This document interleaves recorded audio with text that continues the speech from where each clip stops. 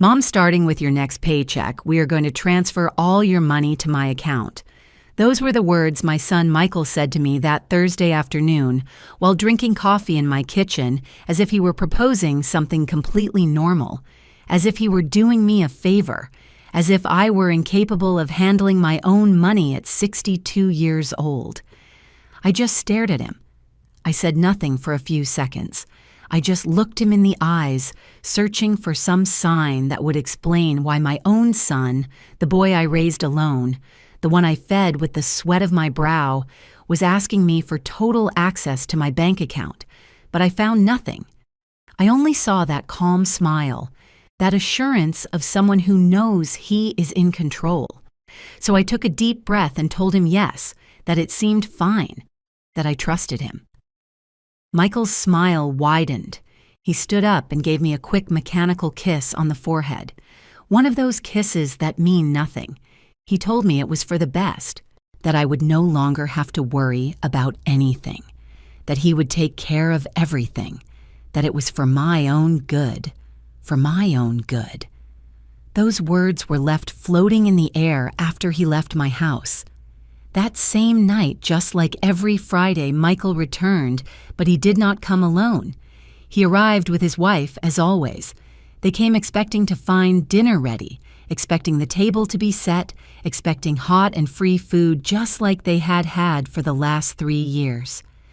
I heard them arrive. I heard their footsteps at the door. I heard the key that I myself had given him turning in the lock.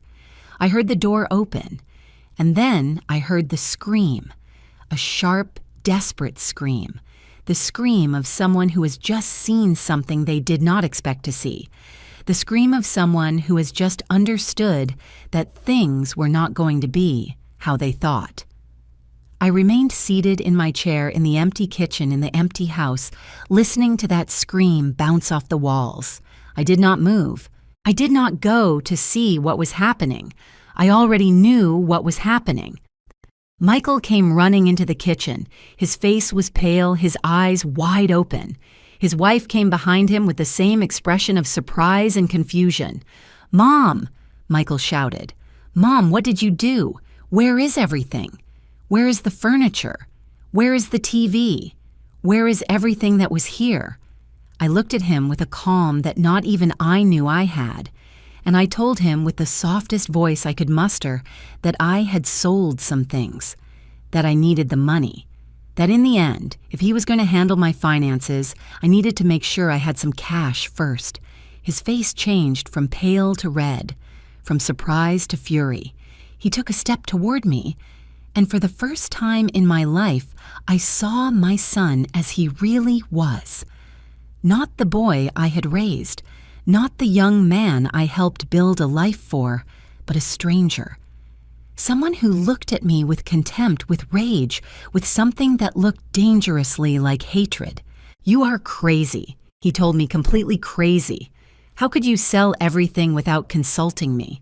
Now what are we going to do when we come over? How are we going to be comfortable here?" That was the phrase that changed everything. How are we going to be comfortable here? Not how will you be comfortable, Mom? He did not care how it affected me, but how it would affect them, as if my house were an extension of them, as if my things existed for their convenience. His wife approached then. She looked at me with those eyes that had always seemed cold and calculating, and she told me something I will never forget, that I was being selfish, that I only thought of myself, that they came every week to keep me company to make sure I was okay, and that this was how I repaid them. Selfish. Me. The woman who worked double shifts for years so Michael could study. The woman who gave up rebuilding her life when his father abandoned us because she did not want her son to grow up with a stepfather. The woman who lived in small apartments, who wore old clothes, who ate the minimum so that he would have what was necessary. Selfish. Michael just stood there looking at me as if I were a problem he needed to solve. And then he said something that split me in two. He said that maybe it had been a mistake to suggest the bank account idea, because maybe I was no longer in a condition to make good decisions, that perhaps I needed more help than he thought. More help. as if I were a burden, as if I were an incapable old woman who needed to be controlled. I stood up from my chair, looked at both of them, and told them with a voice firmer than I expected that dinner was not ready, that there was no dinner, that if they were hungry, they could go eat somewhere else. The silence that followed was thick and heavy. Michael looked at me as if he could not believe what he had heard. His wife let out a dry, bitter laugh, murmuring something about respect and gratitude, and then Michael said the phrase I still hear when I close my eyes at night. He said it with a coldness I had never heard from him before. He told me to be careful because a woman of my age, alone without a family that really cared about her, could end up in a very bad place. That he was the only thing I had. That I should remember that before doing something foolish. They left after that. They left my house, slamming the doors, leaving a trail of rage and veiled threats. I heard them get into their car. I heard the engine start. I heard them drive away. And I stayed there in my empty kitchen in my empty house, feeling that something inside me broke forever. But what I felt was not sadness. It was not despair. It was something different. It was clarity. The absolute certainty that my son did not love me, that perhaps he never had, that I was just a resource for him, a source of money, of food and comfort. I sat back down in my chair, looked at the bare walls of my living room, looked at the empty spaces where there used to be furniture that I had bought with my work, with my effort, and for the first time in a long time I smiled, because Michael did not know something. He did not know that I had not sold the furniture for money. I had sold it to send a message, to see how he reacted, to confirm what I already suspected in the depths of my heart, and he had reacted exactly as I expected, with rage, with indignation, with the attitude of someone who feels they have a right to another person's things. That night, while sitting in the darkness of my empty house, I made a decision. I was not going to scream. I was not going to cry. I was not going to beg. I was going to do something much more powerful. I was going to observe. I was going to wait. I was going to let Michael believe he had won. And then when he least expected it, when he was most confident, most sure of his control over me, I was going to show him who Emily Miller really was. Not the submissive mother he thought he knew, but the woman who had survived a broken marriage, poverty, and years of hard work. The woman who knew exactly how to protect herself. The woman he never should have underestimated. There was a time when I believed that being a mother was enough, that the love one gives returns naturally as if it were a universal law, that the sacrifices I made every day would build something solid, something unbreakable between my son and me. How wrong I was. Michael was born on a stormy night 34 years ago. His father, the man who had promised me a life together, left when the boy was barely 2 years old. He said he was not ready to be a dad, that he needed to find himself, that someday I would understand. I never understood. But I did not stay waiting for him to return either. I was left alone with a small child, a 2-room apartment I could barely afford, and a secretary job that paid me very little. It was not enough. It was never enough. So I got a second job cleaning offices at night. I left Michael with my neighbor, an older lady, who charged me a weekly fee to watch him. I worked from 7 in the morning to 6 in the evening at the office. I would return home, feed Michael, bathe him, put him to sleep, and then I would go out again at 9 at night to clean buildings until 2 in the morning. I slept 4 hours, and then started it all over again. I did that for years. So many years I lost count. I remember Michael always wanted the brand name sneakers the other kids wore at school. They cost $100. I barely made ends meet between the 2 jobs. $100 was almost everything I had for food for 2 weeks, but I bought them for him because I did not want my son to feel less than anyone, because I wanted him to know his mother would do anything for him. I ate rice and beans for a whole month to be able to pay for those sneakers. When Michael turned 18, he wanted to go to a private university. It cost $40,000 a year. I did not have that money. I did not even have a tenth of it. But I went to the bank and took out a loan. I went into debt for the 4 years of his studies, and I ended up paying it for 10 years more. 10 years paying a debt so my son could have a college degree. He graduated. He got a good job. He was making $6,000 a month, double what I earned after 30 years of work, and I was happy. I thought he could finally build his life, that I had finally done my job well as a mother. But Michael did not leave my house right away. He said he wanted to save money, that he needed a solid base before living alone. I told him, of course, that my house was his house, that he could stay as long as he needed. He stayed 5 more years, 5 years in which I continued working my 2 jobs, 5 years in which I paid the rent, I paid for the food, I paid the utilities, 5 years in which Michael saved every penny of his salary because he did not have to pay anything. When he finally left, it was not to rent an apartment. It was to buy a house worth $300,000, which he put a massive down payment on because he had saved all his money during those 5 years living for free in my house. I was proud. I told him I was proud. And I was. I thought I had done the right thing by helping him. I thought that now that he had his own house, maybe he could help me. Maybe I could work less. Maybe I could rest a little. But that never happened.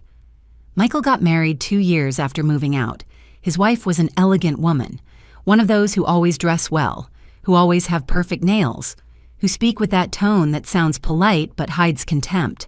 From the beginning, I noticed she looked at me differently, as if I were something inferior, as if she did not understand where Michael came from. At the wedding, which cost $50,000, they sat me at a table in the back, not at the main family table. Michael explained it was because there were many important people, clients from his work, and they needed those tables for them. I said I understood. I smiled in the photos. I danced when asked, and I returned alone to my house that night feeling strangely empty. After the wedding, Michael's visits became less frequent. Before he came to see me 2 or 3 times a week. After getting married, he came once every 2 weeks, then once a month, always in a hurry, always looking at his cell phone, always with some excuse to leave early. I said nothing. I did not want to be the annoying mother, the mother who complains, the mother who does not understand that her son already has his own life. But then they started coming on Friday nights, always at dinner time, always without warning, always expecting me to have food ready. At first, I was happy. I thought Michael finally wanted to spend time with me, that he finally missed me. So I cooked his favorite dishes. I set the table nicely. I bought dessert. But I noticed something. I noticed Michael never came alone. He always brought his wife.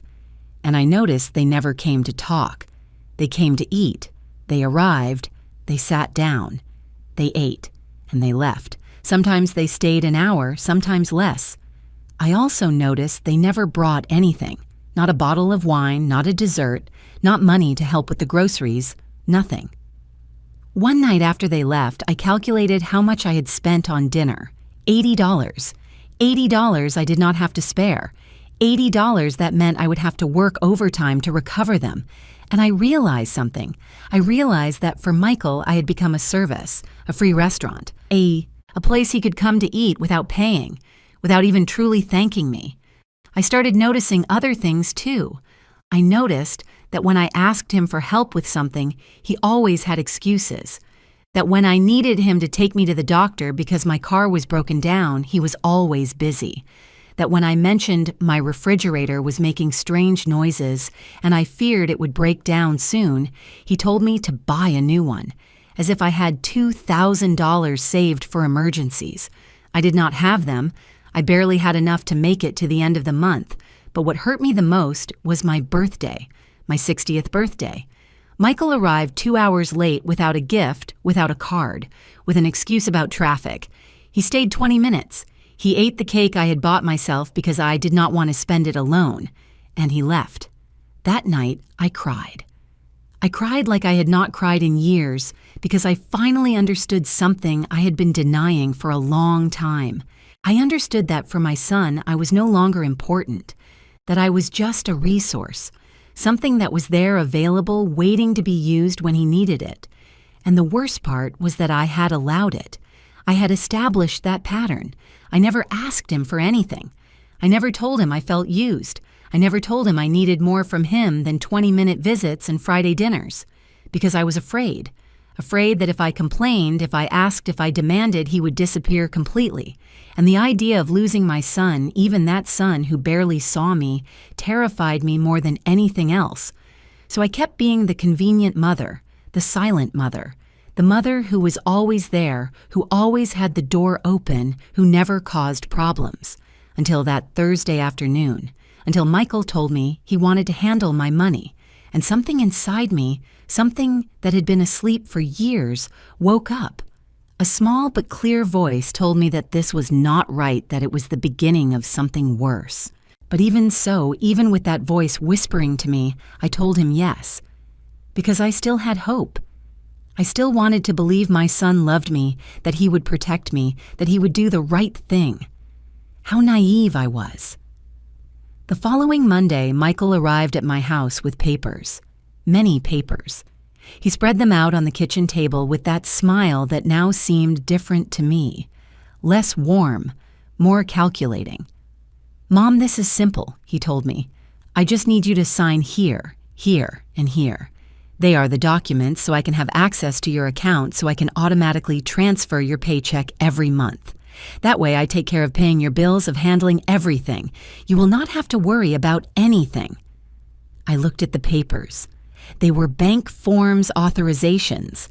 I read the fine print, that part almost no one reads. And I saw something that froze my blood. It was not just access to my account, it was total power. It was the authority to make transfers to close accounts, to make financial decisions in my name. "Michael, it says here you would have total control over my money," I told him. He nodded as if it were the most normal thing in the world.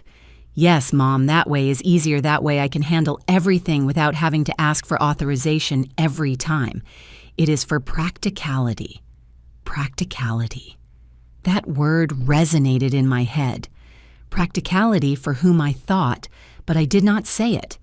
I took the pen he offered me, held it between my fingers, and for a moment, I was about to sign to hand him everything, because that was what I had always done. Trust, surrender. But then I remembered Friday night. I remembered his face full of fury upon seeing the empty house. I remembered his words. I remembered how he had threatened me, although he probably did not even realize it was a threat. I left the pen on the table. "You know what, Michael, give me a few days to think about it. I want to read everything calmly. I want to be sure."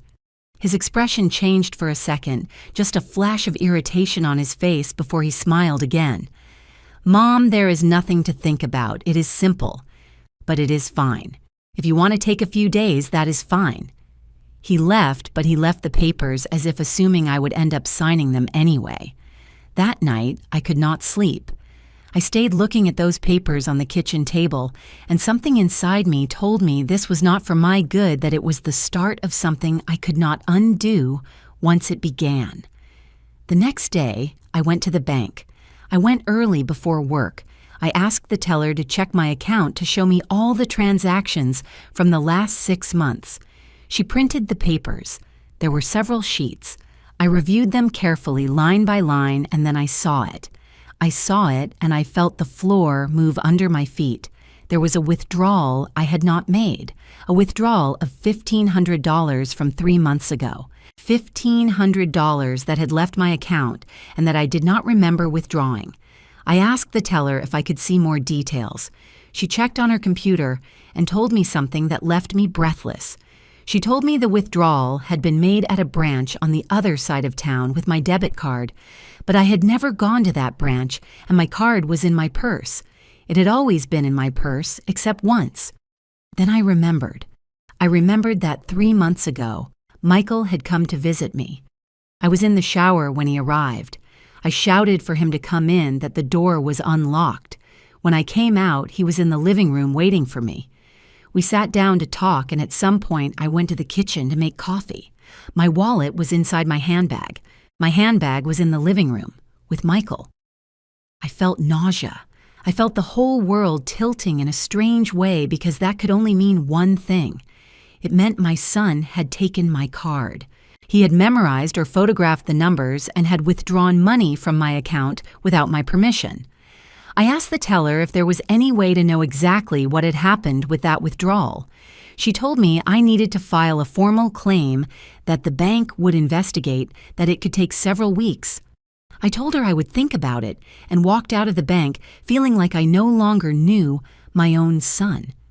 But I did not file the claim. Not yet, because I needed to be sure. I needed to know if that had been just once or if there was more. I spent the next few days reviewing everything. Every paper I had in my house, every document, every old statement I had kept in a box in my closet. And I found more things. I found that 2 years ago, when I was in the hospital for pneumonia, someone had used my health insurance for consultations I had not made. Consultations at clinics I did not know.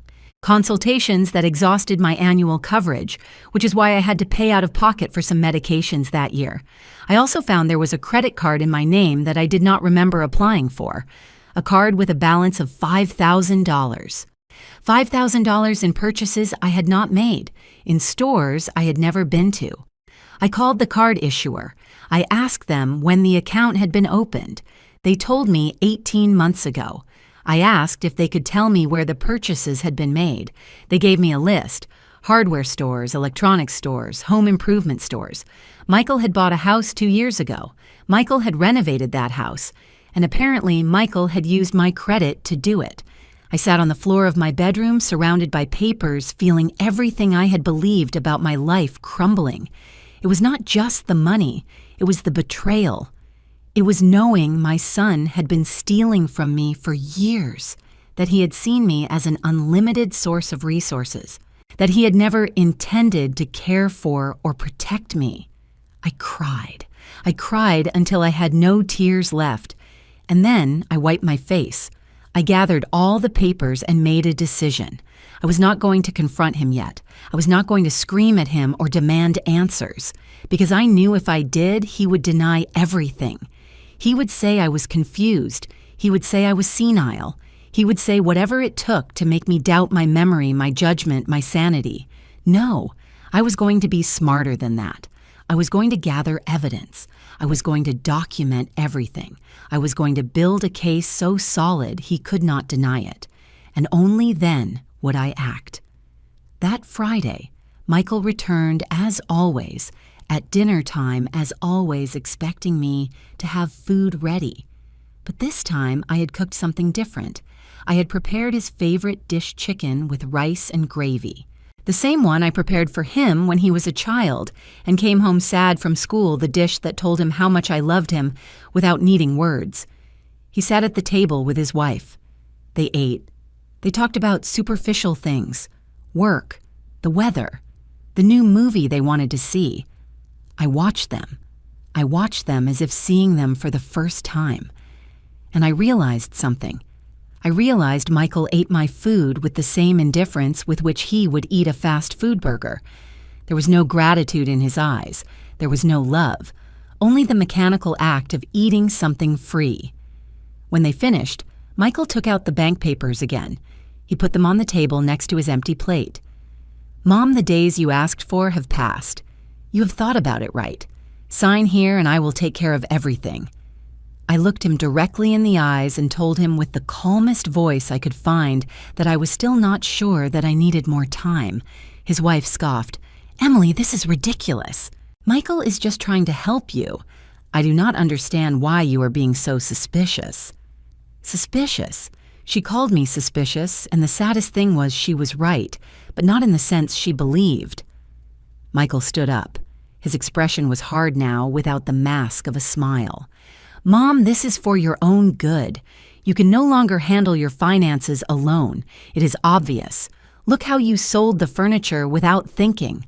Look at the irrational decisions you are taking. Irrational. Selling my own furniture in my own house was irrational, but stealing from me for years, that was not. I said nothing. I just held his gaze until he was the one who looked away. That night they left without saying goodbye, and I stayed sitting in my kitchen looking at those unsigned papers, knowing the war had just begun. A silent war, a war I had to win, because if I lost, I would not just lose my money, I would lose my dignity, my autonomy, my life. The days after that dinner became strange. Michael did not call me again. He did not visit me again. It was as if he had decided to punish me with his absence, as if he believed I would crumble without him, that I would beg him to come back, that I would finally sign those papers just to get his attention. But I did not crumble. For the first time in years, the silence of my house did not feel empty. It felt full of something different. It felt full of clarity. I spent those days reviewing every detail of my financial life, every receipt I had kept, every statement, every paper that had any connection to money. And the more I reviewed, the more I found. I discovered that 3 years ago, when Michael asked to borrow my ID because he had lost his and needed to pick up an urgent package, he had done something else with it. He had opened an electricity service contract in my name at an address that was not mine, his house. For 3 years, the electric bill for Michael's house had been in my name, and when he did not pay on time, the penalties accumulated on my credit history. That is why I had been denied a small loan last year when my car needed urgent repairs. That is why my credit score had dropped mysteriously. I called the power company, explained that account was not mine, that I had never lived at that address. The woman on the phone told me I needed to file a sworn statement that I should report it as identity theft, committed by my own son. I hung up the phone and stared at the wall, I do not know for how long, trying to process how I had reached this point, trying to understand at what moment my son had become this. That night I could not sleep. I lay awake looking at the ceiling, listening to the sounds of the city outside. I thought about all the times I had justified his behavior, all the times I told myself he was busy, that he had his own life, that I was demanding for expecting more from him. But this was not about expectations. It was about theft, about deceit, about a son who saw his mother as a source of resources he could exploit without consequences. The next morning, I did something I had never done. I went to see a lawyer. It was a small office downtown. The sign said, Attorney William Davis. I had seen an ad in the newspaper offering free consultations. I walked in feeling small, ridiculous, a 62-year-old woman coming to complain about her own son. But the receptionist smiled at me kindly and showed me in. Mr. Davis was a man of about 50, with graying temples and kind eyes. He asked me to tell him everything, and I did. I told him about the money that had disappeared, about the credit card I had not requested, about the electric bill, about the papers Michael wanted me to sign. He listened without interrupting. He took notes in a notebook, and when I finished, he leaned back in his chair and sighed. Mrs. Miller, he told me what you are describing to me is financial fraud and breach of trust. If you sign those papers your son is asking for, you are giving him total legal access to your money. He could empty your account, and you would have no legal recourse because you, yourself, granted him permission. His words fell on me like stones. I knew it deep down. I knew it. But hearing it from a professional made it real in a different way. What can I do? I asked him. He leaned forward. First, do not sign anything. Second, you need to report the credit card fraud and the withdrawal from your bank account. Third, change all your passwords, your personal identification numbers, everything. Fourth, consider requesting a restraining order if you feel you are in danger, a restraining order against my own son. The idea seemed absurd and devastating at the same time. I do not want to get him in legal trouble, I told him. He is my son. The lawyer looked at me with something that looked like compassion and sadness. Mrs. Miller, your son is already in legal trouble. He has committed several crimes. The question is not if you want to get him in trouble, but if you want to protect yourself. I left that office with a folder full of forms and a list of things to do. I felt overwhelmed, but I also felt something else. I felt determination. I went straight to the bank. I changed all my passwords. I asked for a new debit card. I closed the fraudulent credit card and filed a formal dispute. The bank teller helped me with everything. She treated me with patience without making me feel foolish or weak. When I got home that afternoon, I felt exhausted, but also strangely light, as if I had removed an invisible weight I had carried for years. That night, Michael finally called. His voice sounded tense on the phone. "Mom, we need to talk. Come to dinner at my house tomorrow. We have to fix this." It was not an invitation, it was an order, and before I would have obeyed without questioning. But now, after everything I had discovered, I only felt a cold calm. "I cannot tomorrow," I told him. "I am busy. "Mom, what can you have that is so important? This is important to you, maybe," I told him. "For me, there are other, more important things now." There was a silence on the other end of the line, a silence loaded with surprise and irritation. "You are acting very weird, Mom.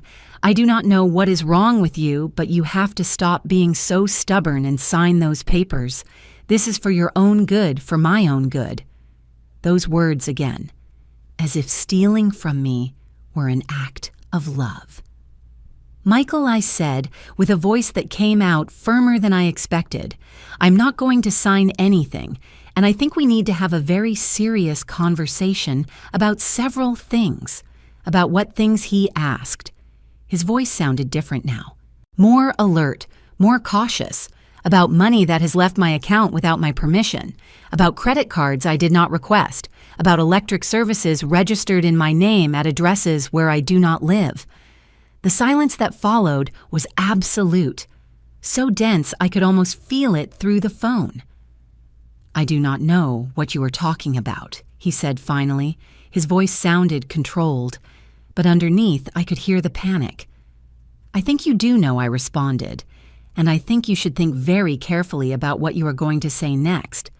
Mom, you are delirious. You are confused. Maybe you need to see a doctor." There it was, the card I knew he would play, the card to make me look senile, confused, incapable. "I am not confused, Michael. I have all the papers. I have all the proof, and I already spoke with a lawyer." Another silence, this one longer, heavier. "You spoke with a lawyer," he whispered, almost like a threat. "Yes, and he explained to me exactly what you have been doing. He explained what fraud is, that it is illegal. Mom, you cannot be serious. I am your son. Everything I have done has been to help you. Help me, Michael. You robbed me for years. You used me. You lied to me." "I would never do that," he started to say, but I interrupted him. "Yes, you did, and you know it. The question now is, what are we going to do about it?" I heard his breathing on the other end of the line, heavy, agitated. "I am coming over," he said. "We have to talk in person." I did not answer him. "You are not coming. If you want to talk, we do it over the phone or with lawyers present." "Are you crazy?" he shouted. "Completely crazy. After everything I have done for you, all the times I have gone to see you, that I have worried about you, all the times you came to eat for free, you mean. But the times I needed you, where were you?" I hung up before he could respond, before he could manipulate me again with words. And I stayed there sitting in my kitchen with the phone in my hand, trembling, but not from fear, but from rage, from years and years of repressed rage that finally found its voice. That night, I slept better than in months because I finally told the truth. I finally stood firm, and although I did not know what would come next, I knew I would never again be the silent mother who let herself be trampled. The next morning, I woke up with a clarity I had not felt in years. It was as if a thick fog had lifted from my mind, and now I could see everything with an almost painful sharpness. I knew what I had to do. I knew I could not stop now. After breakfast, I took my purse and left the house. I had a mental list of all the places I needed to visit, of all the loose ends I had to tie up. If Michael believed I was a confused and helpless old woman, he was about to discover just how wrong he was. My first stop was the main bank where I had my savings account.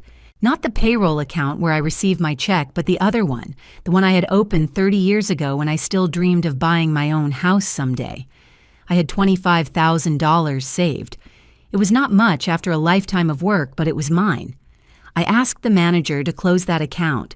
She asked if I was sure if there was a problem. I told her I just wanted to make some changes. She handed me the money in a cashier's check and recommended I open an account at another bank for greater security. I followed her advice. I went to a different bank, one on the other side of town where Michael had never gone with me. I opened a new account, an account only I knew about, an account where he could never find my money. Then I went to the electric company. I handed over all the documents Mr. Davis had helped me prepare. The sworn affidavit, the copy of my ID, the proof that I had never lived at the address where that account was registered. The woman who helped me reviewed everything and told me they would start an investigation, that the account would be transferred to the correct name, or closed, that I would no longer be responsible. I felt like an invisible chain had fallen from my shoulders. My next stop was the credit bureau. I requested a complete report of my history. I wanted to see it all. I wanted to know if there were more things Michael had done behind my back. The clerk handed me a thick document. I sat in the waiting room and read it page by page. There was something else I did not know. A personal loan of $10,000 requested 2 years ago in my name. A loan that had never been fully paid and was now in collections. $10,000. I felt the rage rise up my throat like bile. I marked every fraudulent movement with a marker. I filled out the dispute forms one by one with handwriting that was firm and clear. When I left that office, it was almost 3 p.m. I had not eaten anything since breakfast, but I was not hungry. I had something stronger than hunger. I had purpose. Then I went to my neighbor's house, Mrs. Alice Johnson. She was 70 years old and had lived in the building since before me. We had been friends for decades, although in recent years we had grown a little distant. I had been so focused on Michael, so consumed by trying to maintain that relationship, that I had neglected other connections. I knocked on her door. She opened it with surprise on her face. Emily, what a surprise. Come in, come in. We went into her living room. She offered me coffee and I accepted. We sat down and she looked at me with those wise eyes that had already seen much in life. You look different, she told me. I do not know what it is, but there is something different about you, she said. And then I told her everything. I told her about Michael, about the money, about the betrayal, about everything I had discovered. I spoke for almost an hour without stopping, and she listened without interrupting, nodding occasionally, with an expression that mixed sadness and something that looked like recognition. When I finished, she sighed deeply. Emily, I knew something was not right. I saw it every Friday when he came, the way he treated you as if you were a service. But I said nothing because it was not my place. But I am glad you are finally seeing the truth. She took my hand. Her fingers were cold, but her grip was firm. I need to ask you a favor, I told her. I need you to be my witness. I need you so that if Michael comes and tries to say, I am confused, that I am senile, you can confirm that is not true, that I am in full control of my faculties. She nodded without hesitation. Of course, and more than that. If you need a place to stay, if at any moment you do not feel safe in your house, my door is open. Those words filled me with a gratitude so deep they almost made me cry. But I did not cry. I had already cried enough. Now it was time to act. That night, back in my house, I organized all the documents I had gathered. I put them in a large folder. I made copies of everything. I kept the originals in a safe place and left the copies in the folder. If something happened to me, if Michael tried to do something, there would be evidence, there would be proof. I also wrote a letter detailing everything I had discovered, everything Michael had done. I put it in a sealed envelope with instructions that it should only be opened in case of emergency. I gave it to Mrs. Alice to keep safe. I was preparing myself like a general preparing for battle because I knew Michael was not going to leave this be. I knew he would come, that he would try to manipulate me, convince me, make me doubt myself. But I was no longer the same woman I had been 2 weeks ago. That woman had died the night Michael threatened me in my own kitchen. The woman I was now was different, stronger, clearer, more determined. Wednesday afternoon while making tea, I heard a car stop in front of my building. I looked out the window and saw Michael's car. He got out along with his wife. They came with determination. They came to confront me. I took a deep breath. I left my cup of tea on the table and waited. The doorbell rang once, twice, 3 times, each time more insistent. I opened the door, but I did not invite them in. I stayed in the doorway, blocking the entrance. "We need to talk," said Michael. His voice was hard, without any pretense of kindness. "I am listening," I answered. "Inside, Mom. We are not going to talk in the hallway. We have nothing to talk about inside. Whatever you have to say, you can say here." His wife snorted. "This is ridiculous, Emily. Stop acting as if we were enemies. You are not enemies," I told them. "Enemies are honest with their hostility. You are worse. You are thieves hiding behind pretty words." Michael took a step toward me. His face was red with fury. "How dare you? After everything I have done for you, everything you have done for me." "Michael, I have the records. I have the proof. I know exactly how much money you have stolen from me. I know about the fraudulent cards. I know about the electric bill. I know about everything." He froze. He opened his mouth, but no sound came out. And now I continued with a calm that surprised me. "You have 2 options. Either you return everything you stole from me, every penny, or I go to the police and file fraud charges." "You cannot do that," said his wife. "He is your son." "That is why it hurts so much," I answered. "Because he is my son. Because I gave him everything and he repaid me by robbing me." Michael finally found his voice. "You owe me," he shouted. "My whole life I grew up without a father. My whole life I had to watch you work and be tired. That was your fault. You decided to have me. You decided to stay alone. I did not ask to be born." His words fell like blows, but they no longer hurt me like before, because now I could see them for what they were: justifications, excuses from someone who knew he had done something unforgivable and was trying to deflect the guilt. "You are right," I told him. "I decided to have you, and it was the best decision of my life, until it stopped being so. But that does not give you the right to steal from me. That does not give you the right to exploit me. I stole nothing from you. I only took what was owed to me. Nothing was owed to you, Michael. I gave you everything you needed when you were a child. When you were an adult, it was no longer my obligation, and it was definitely not my obligation to give you access to my money without my knowledge." His wife grabbed his arm. "Let's go. It is not worth it. She is already lost." Lost. What an interesting choice of words, as if I were the one in the wrong, as if defending my money and my dignity were madness. They left then. They went down the stairs without looking back, and I closed the door, feeling strangely calm. That night, Mr. Davis called me. He told me the banks had confirmed the fraud, that the card charges would be canceled, that they were investigating the unauthorized withdrawals, that I had a solid case if I decided to press criminal charges. I thanked him and hung up. I sat in my empty living room in my house that no longer had a television or elegant furniture, and for the first time in a long time I felt rich. Rich in something money could not buy, rich in dignity, in strength, in the certainty that I was doing the right thing. The days that followed that confrontation at my door were strangely silent, as if the whole world was holding its breath, waiting to see what would happen next, and I found myself trapped in a kind of emotional limbo, where rage and pain mixed with a growing sense of liberation that I did not know how to process entirely. Michael did not call again. He did not show up at my door again, and for the first time in years, I was no longer waiting for his contact every minute. I no longer checked my phone every hour to see if there was a message from him. I no longer invented excuses in my mind to justify his absence or his silence.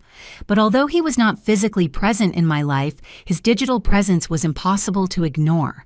Something inside me led me to check his social media, something I normally did not do because it had always seemed like an invasion of his privacy, even being his mother. But now I felt I had the right to know what he was doing, what he was saying, how he was presenting his life to the world while I dealt in silence with the consequences of his actions. What I found left me breathless with his brazenness, with the absolute disconnection between reality and the image he projected outward. He had posted a photo the day after our confrontation, a photo of him and his wife at a fancy restaurant smiling at the camera with glasses of wine in hand. And the text said something about freeing oneself from toxic energies and surrounding oneself only with people who add value to life, as if I were the toxicity he needed to free himself from, as if the fact that I had refused to let him keep stealing from me was some kind of negativity that he, with such wisdom, had decided to remove from his existence. The comments underneath were all positive, all congratulating him for protecting his mental peace, for setting healthy boundaries, for prioritizing his emotional well-being.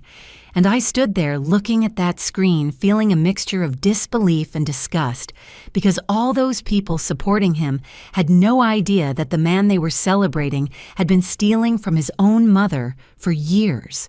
There were more posts in the following days, each more elaborate than the last, as if Michael were deliberately building a public narrative of his life that had nothing to do with the truth. I saw a photo of him at the gym, accompanied by a reflection on self-care and the importance of investing in oneself before being able to help others. Words that sounded deep until you remembered he was the same man who had used money stolen from me to pay for gym memberships and expensive sportswear. Another photo showed him working on his computer with a comment about the sacrifice and effort necessary to build a successful future, without mentioning that a part of that future had been funded with fraudulent credit cards in my name and services I paid for without knowing. What impacted me the most was a post he made that Friday, exactly the day he would normally have come to dinner at my house. A post where he shared an old photo from when he was a child, with me a photo. I did not even know he had a photo where I was holding him in my arms when he was about 5 years old, and we were both smiling. And the text accompanying the photo spoke of how sometimes the people you love most are the ones who hurt you. Most of how he had learned that love does not mean tolerating abusive behaviors, of how he had made the difficult decision to distance himself from a toxic family relationship for the sake of his mental health. Reading those words was like receiving a punch in the stomach, because Michael had taken our story, our real relationship with all its complexities and pains, and had inverted it completely, presenting himself as the victim and presenting me as the aggressor. The comments on that post were even more abundant than on the previous ones. Dozens of people expressing their support, telling him how brave he was for setting boundaries, sharing their own experiences with difficult relatives, validating completely his fabricated version. There were people I knew in those comments, neighbors who watched him grow up, co-workers who had come to parties at my house years ago, all offering him words of encouragement and solidarity, without having the slightest idea that the person he supposedly had to protect himself from was the same woman who had worked 2 jobs for years to give him the education he now used to get his well-paid job. For several days, I watched that digital spectacle in silence, without commenting, without reacting publicly, because something in me knew that was exactly the game Michael was playing, that if I responded emotionally, I would fall into his trap. I would give him more ammunition for his narrative, the narrative where I was the unstable and problematic mother he needed to get away from. But each new post, each new comment of support he received from people who did not know the truth was like a small wound opening inside me, not because I cared what those people specifically thought of me, but because it hurt to see how easy it was for people to believe a well-told story without questioning if there could be another version of the facts. The straw that broke the camel's back came when Michael posted a story on his account where he showed the house he and his wife had bought, showing off the renovations they had made, the new furniture they had acquired, the perfectly designed garden, all presented as the fruit of his effort and dedication, without a single mention of the fact that a significant part of all that had been paid for with money that was not his, with credit obtained fraudulently. Using my personal information, showing it all with such pride, with such satisfaction, as if he really believed he had earned it alone, as if he had completely forgotten, or simply did not care that every brick of that house was built, at least in part, on the sacrifice and theft of his own mother. I watched him live his life in those small digital windows and wondered how it was possible that someone could sleep at night, knowing what he had done. How it was possible to maintain that facade of a successful and ethically correct man, while at the same time he had committed fraud and theft against the person who gave him life. I wondered if he ever felt guilt, if ever in the middle of one of those fancy dinners at expensive restaurants or during one of those gym workouts, he stopped a moment and thought about his mother sitting alone in an empty house after having sold her furniture to be able to eat, because her own son had been systematically stealing from her for years. But looking at his posts, seeing the ease with which he built and maintained that perfect public image, I understood something fundamental about Michael. Something perhaps I always knew on some level, but never wanted to fully admit that my son had developed the capacity to create parallel realities in his mind, realities in which he could be at the same time the abandoned son who deserved compensation. The successful man who had built everything by himself, where he could justify theft as something owed to him while publicly presenting himself as a victim of toxic family relationships. It was a form of cognitive dissonance so deep it almost seemed he really believed his own lies, as if he had constructed a narrative so elaborate in his head that the line between truth and fiction had been completely erased. And as I watched all that from the silent distance of my empty house, something inside me hardened more than it already was, because seeing him not only steal from me, but also steal my history, completely invert the roles of victim and perpetrator in his public tale, made me understand that here there was no redemption possible. There was no conversation I could have with him that would make him see the reality of what he had done. He had chosen his path. He had chosen the lie over the truth. He had chosen appearance over substance.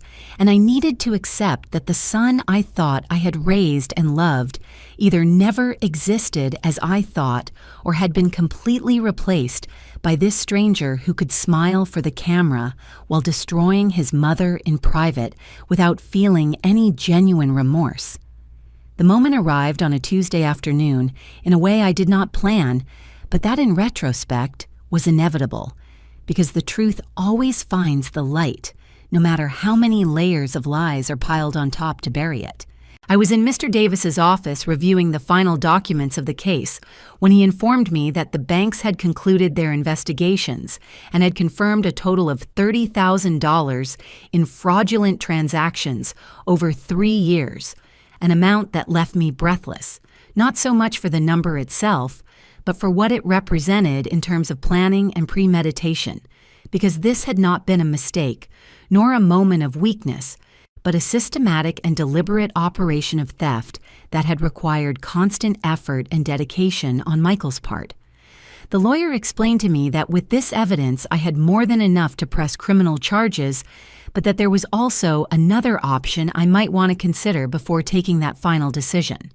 That option was to send a formal demand letter to Michael, giving him the opportunity to return the stolen money and compensate for damages before proceeding with more severe legal actions. He told me this was a courtesy many victims of family fraud offered because they understood that however serious the crime family ties complicated the situation in a way that did not happen when fraud was committed by strangers. But he also warned me that this courtesy could be interpreted as weakness by the aggressor, and that I should be prepared for the possibility that Michael would respond not with gratitude or remorse, but with more manipulation and denial. I thought about that for several minutes sitting in the lawyer's office, looking at all the documents scattered on the desk, detailing meticulously every fraudulent transaction, every unauthorized account, every lie my son had carefully constructed for years.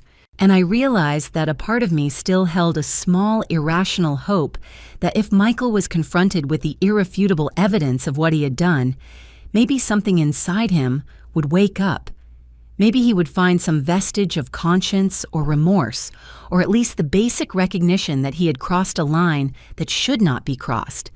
That part of me that remained his mother despite everything wanted to give him that chance to do the right thing, to correct his mistake, to demonstrate that in some deep corner of his interior, there still existed something of the boy I had raised with so much love and sacrifice. But there was another part of me, stronger, clearer, more realistic, that knew exactly what Michael would do with that opportunity. And that part knew he would not see it as an act of grace, but as confirmation that I was too weak to hurt him, that he could continue manipulating and controlling me. Because at the end of the day, I would always yield because I am his mother, am his. And mothers always forgive, always give another chance, always choose love over justice. That part of me understood that giving him a private warning would only give him time to prepare his defense hide, more evidence build an even more elaborate narrative of victimization he could use publicly to destroy my credibility before I could act. I told Mr. Davis I did not want to send a private letter, that I did not want to give Michael the chance to respond in secret, where he could continue controlling the narrative and manipulating the situation in his favor. And instead, I asked him to prepare the necessary documents to file a formal civil lawsuit, which would become a public record, where anyone who wanted to verify the truth could do so instead of simply believing the version of events Michael had built so carefully on his social media. The lawyer nodded with what seemed like a mix of surprise and respect, because probably he did not expect a woman of my age to take such a direct and unambiguous decision, and told me he would proceed immediately with the preparation of all necessary documents and that Michael would be officially notified within the next 72 hours. I walked out of that office feeling something I had not felt in a long time, and that at first I could not identify until I understood it was power. The power of having made a decision completely by myself without consulting anyone, without asking permission, without worrying about how others would see me, or if people would think I was being too hard on my own son. For the first time in decades, I had chosen to protect myself before protecting the feelings or reputation of another person, even when that person was a son. And that choice, although painful, filled me with a sense of integrity I had forgotten was possible to feel. The notification reached Michael on a Thursday morning, as Mr. Davis confirmed by phone, and although I was not there to see his initial reaction, I could imagine perfectly the moment he opened that official envelope and read the documents detailing every fraudulent transaction, every unauthorized account, every dollar he had stolen from me, meticulously documented with dates and bank references that made any denial impossible. I did not have to wait long to confirm my imagination, because less than 2 hours after he received the notification, my phone began to ring with an insistence bordering on desperation, call after call that I let go to voicemail without answering, because I no longer had anything to say to Michael that was not contained in those legal documents. I listened to the messages that same night when I finally felt emotionally prepared to do so, and it was fascinating in a disturbing way to hear the progression of his panic through each successive message. The first one still tried to maintain some composure with that controlled voice he used when he wanted to seem reasonable, telling me this was a terrible misunderstanding and that we needed to talk immediately before things got more out of control. The second message already had another tone, sharper, more urgent. He begged me to call him, that this was going to ruin his life, that please. I should think about what I was doing before destroying my own son, as if I were the one destroying something instead of simply revealing the destruction he himself had caused for years. By the fifth message, Michael was no longer trying to sound reasonable or appeal to my maternal compassion, but had passed completely to rage and veiled threats telling me I was going to regret this, that he had his own lawyers, that they were going to prove I was a demented old woman who did not know what she was doing, that he was going to fight this with everything he had, and that in the end I would be the villain of this story. I listened to every message until the end, without allowing myself to feel anything except a sort of clinical curiosity about how a person could pass so quickly from begging to threatening when they realized their manipulation tactics no longer worked. The following days were a whirlwind of legal and emotional activity, because Michael did not stay still but began his own counterattack campaign, starting by posting a long and elaborate statement on his social media about how he was being the victim of a terrible injustice perpetrated by a mother he supposedly loved, but who was now attacking him legally for reasons he could not fully understand. His post was carefully drafted to generate the most sympathy possible, without mentioning any specific detail of the accusations against him, presenting himself as the confused and hurt son who was being dragged into a traumatic legal process by a mother who perhaps was experiencing mental health problems related to age. The response to his post was exactly what he expected, dozens of comments expressing surprise and solidarity, telling him to keep his head up, that the truth would eventually come to light, that they were on his side no matter what. And I watched all this from a distance, with a mix of astonishment and repulsion at his capacity to manipulate the narrative, even in the face of documented legal accusations. But something had changed in me, because this time, his public theater did not affect me in the same way as before. This time I knew I had something more powerful than his carefully constructed words, and that something was irrefutable legal documents that could not be manipulated with emotional rhetoric or appeals to pity. Michael's true collapse began when his own lawyers reviewed the evidence against him and apparently told him something he did not want to hear, because suddenly his social media posts stopped abruptly, and the silence that followed was deafening in its eloquence. Mr. Davis informed me that Michael's legal representatives had communicated with him asking about the possibility of reaching an out-of-court settlement, which basically confirmed they knew he had no real defense against the evidence I had presented, and that his best option was to try to minimize the damage before this advanced to a public trial, where all the dirty details would be revealed in public access documents. It was then that the cracks began to appear in Michael's carefully constructed life, because apparently some of his closest friends started asking uncomfortable questions after his wife mentioned casually at a social gathering that they were dealing with a complicated family legal problem. And once people started investigating a little more, they discovered the public lawsuit documents detailing the specific accusations of financial fraud. Mrs. Alice told me she had heard other neighbors comment that Michael's name was being mentioned in neighborhood conversations in ways that were definitely not flattering, that people who before saw him as the successful and polite son now looked at him with suspicion and distrust. His wife apparently was furious, not necessarily for the moral implications of what Michael had done, but for the damage to her social reputation. And according to rumors that reached my ears through the neighborhood gossip network, there had been considerable fights in his house about how to handle the situation. Michael tried to call me several more times during those weeks, but I maintained my absolute silence, because there was nothing he could tell me that would change the documented facts of what he had done. And that silence of mine, apparently, was more devastating to him than any angry word I could have said, because it meant I had passed completely from anger to indifference. And that indifference was the final death of any power he ever had over me. The final agreement was reached 3 months after I filed the lawsuit, and the terms were exactly what Mr. Davis and I had established as the minimum acceptable, because Michael had no choice but to accept when his own lawyers explained that going to trial would mean not only the public revelation of all the details of his fraud, but also the very real possibility of criminal charges that could result in jail time. He had to return the full $30,000 plus another $10,000 as compensation for damages, as well as pay all credit cleanup costs and my attorney's fees.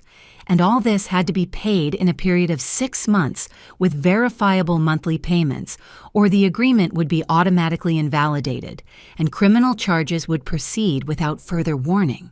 But beyond the money, which honestly was never the main point of all this, the agreement included a clause I had insisted on adding, and that Mr. Davis initially thought was unnecessary, but that for me was absolutely essential. And that clause established that Michael had to issue a public statement acknowledging that he had committed financial fraud against his mother, and that the accusations in my lawsuit were true and founded. He fought that clause more than any other part of the agreement because he knew exactly what it would mean for his carefully cultivated image to admit publicly that everything he had been saying about being the victim of a toxic mother was a lie designed to cover up his own crimes. The statement appeared on his social media on a Tuesday afternoon. It was brief and clearly drafted by his lawyers to minimize the damage as much as possible, within the limits of what the agreement demanded. But even so, there were the words in black text on a white background admitting he had accessed bank accounts without authorization, that he had opened credit cards using another person's information, and that he had committed serious errors of judgment that he deeply regretted. The comments under that post were chaos. People who had previously supported him unconditionally now expressed surprise and disappointment, while others who apparently had always suspected something felt validated in their doubts.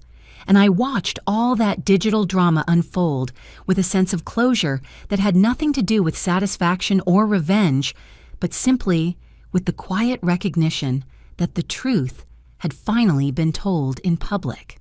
The first payment arrived in my account on the exact specified date, and every subsequent payment arrived on time too, because Michael knew a single delay would mean consequences he definitely could not afford to face. And with that money, I did something perhaps he never expected me to do. Because instead of simply returning it to my savings accounts or using it to replace the furniture I had sold, I bought a plane ticket to a place I had never been. I had spent 62 years living for other people, first for my son's father, then for my son, and then for the illusion of maintaining a family relationship that only existed in my imagination. And now for the first time in my adult life, I had the freedom and resources to live exactly how I wanted without having to justify my decisions to anyone. I bought a small house in a coastal town 3 hours from the place where I had lived my whole life. A house with 2 rooms and a patio where I could finally plant the flowers I always wanted, but never had time to care for when I worked 2 jobs. The house cost me a significant amount, which I paid in cash using a combination of Michael's payments and the savings I had managed to protect in my new bank account. And when I signed the purchase papers, I felt something I could only describe as a rebirth, because that house was mine in a way no other place had ever been. Acquired with money that had returned to me through justice, not earned through endless sacrifice.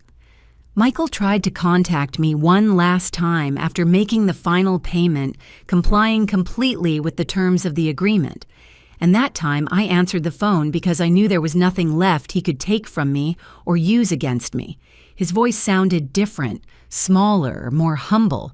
When he asked me if someday we could really talk, if there would be any possibility of some kind of reconciliation, and I listened to his question in silence before answering with the words I had been preparing in my mind for months. I told him the son I raised never really existed or died at some point along the way, replaced by someone I did not know and did not want to know. and that although I wished him peace and growth in his life, that peace and growth would have to happen far from me, because I had closed that door not out of hatred, but out of self-love. There was a long silence after my words, and then a sound that could have been a sob or simply a broken breath before he hung up without saying anything else. And that was the last time I spoke with Michael, because some doors once closed need to stay that way, not as punishment, but as protection. Now I live in my little house by the sea, and I spend my mornings drinking coffee in my garden, watching the flowers grow that I planted with my own hands. And there is a peace in this simple life that I never found in all those years of sacrifice and giving, because I finally understood that true love starts with oneself, and that no relationship is worth it if it requires you to betray your own dignity. Sometimes I see Mrs. Alice, who comes to visit me every few weeks, bringing me gossip from the old neighborhood and news of people we used to know. And she tells me I look different now, lighter, more alive in ways that go beyond the physical. I have a routine that is completely mine. I wake up when my body wants to wake up, not when an alarm clock forces me. I cook food I like without thinking about anyone else's tastes. I spend my afternoons reading books I always wanted to read but never had time for. And at night, I sit on my small porch listening to the distant sound of the waves and feeling deep gratitude not for what I have materially, but for what I finally understood about my own worth. This is my victory not in the money recovered nor in Michael's public admission, but in the fact that I recovered myself from decades of conditioning that had taught me that a mother's worth was measured only by how much she could give and how much she could endure. I learned that saying no is an act of self-love, that setting boundaries is not cruelty, but necessity, that protecting your peace is not selfishness, but wisdom. And now I live every day as a testimony to those lessons learned late, but not too late not to matter. I close that door to Michael not for revenge, but for dignity. And that difference changes everything, because it means I won, not by becoming his enemy, but simply by refusing to continue being my own victim. When the afternoon falls and the noise of the world fades, sometimes the only thing we have left is the certainty that mothers also deserve respect, not just sacrifice. Emily's story is not just about money, it is about dignity, about that moment when you finally say enough, even if it hurts your soul. Thank you for staying with me until the end of this story on Elderly Stories. If it touched your heart, please like, subscribe, and tell me in the comments. What would you have done in Emily's place? Would you have reported him? Would you have forgiven? Or would you simply have closed the door forever? Because maybe your words today will give strength to another grandmother who is living something similar in silence. And tell me also, where are you listening to my story from? I would love to read you, although I know that when it is her who sees her son's name on the phone, she will decide if she opens that door or if finally she chooses herself.